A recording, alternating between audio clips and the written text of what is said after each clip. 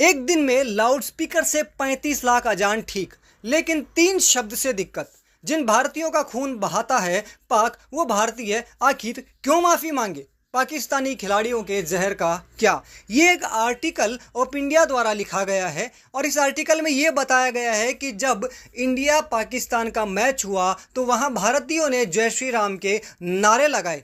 खैर, वो भारत में है, मैच भारत में हो रहा है और वो भारतीय हैं और भारतीय टीम जीत रही है, तो जय श्री राम का नारा लगाने में आपत्ति क्यों होनी चाहिए? लेकिन आपत्ति हुई और ये लोग शिकायत कर रहे हैं कि जय श्री राम के नारे लगाए गए। और केवल पाकिस्तानियों को ही इस जय श्री राम के नारे से शिकायत नहीं है, बल्कि भारत में भी कुछ लोग, एक मानसिकता ऐसी है जिसे जय श्री राम के नारों से समस्या है। ये आर्टिकल तो पाकिस्तान से रिलेटेड है, लेकिन हम आपको बताना चाहते हैं कि शायद आपको नहीं पता हो, गुजरात और महाराष्ट्र में भी हाल ही में ऐसी घटनाएं सामने आई जहां पर राम भजन बजाए जाने पर कुछ विशेष समुदाय के लोगों को समस्या हुई और उन्होंने या तो कहीं बस रोक दी या कहीं पर उस हिंदू पर हमला कर दिया, उसे मारा पीटा जिसने अपनी गाड़ी में बैठकर राम भजन बजाया।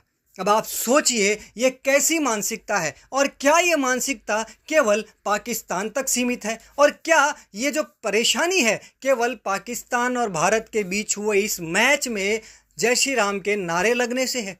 नहीं, इस परेशानी को थोड़ा बड़े गेज में समझिए, इसे समझने का प्रयास कीजिए। ये एक मानसिकता है जो सनातन से नफरत करती है, जो जय श्री राम के नारों से नफरत करती है। और ये मानसिकता केवल पाकिस्तान में नहीं, केवल कुछ मुल्कों में नहीं, बल्कि ये मानसिकता पूरे विश्व भर में है और भारत में भी ये मानसिकता बहुत तेज़ी से आगे बढ़ रही है। और इसके जैसे हमने आपको साफ साफ उदाहरण बताए महाराष्ट्र और गुजरात के, जहाँ राम भजन बजाए जाने पर विशेष समुदाय को दिक्कत हुई, उन्होंने आपत्ति जताई और राम भजन बजाने वाले हिंदू को मारा भी। इस प्रकार की कई घटनाएं आप देख चुके हैं कि हिंदू त्योहारों पर, हिंदू रैलियों पर एक विशेष मानसिकता द्वारा पथराव किया जाता है, उन रैलियों को रोका जाता है, उन रैलियों में अड़चनें उत्पन्न की जाती है। तो ये एक मानसिकता है, ये केवल एक क्रिकेट मैच से रिलेटेड नहीं है। थोड़ा ढंग से इसे समझने की आवश्यकता है, खासकर भारतीयों को, क्योंकि जय श्री राम के नारों से आपत्ति केवल पाकिस्तान नहीं कर रहा, बल्कि भारत में बैठे लोगों को भी इन नारों से आपत्ति है, परेशानी है। इस आपत्ति को, इस परेशानी को कैसे ख़त्म किया जाए, इस पर आप विचार करें।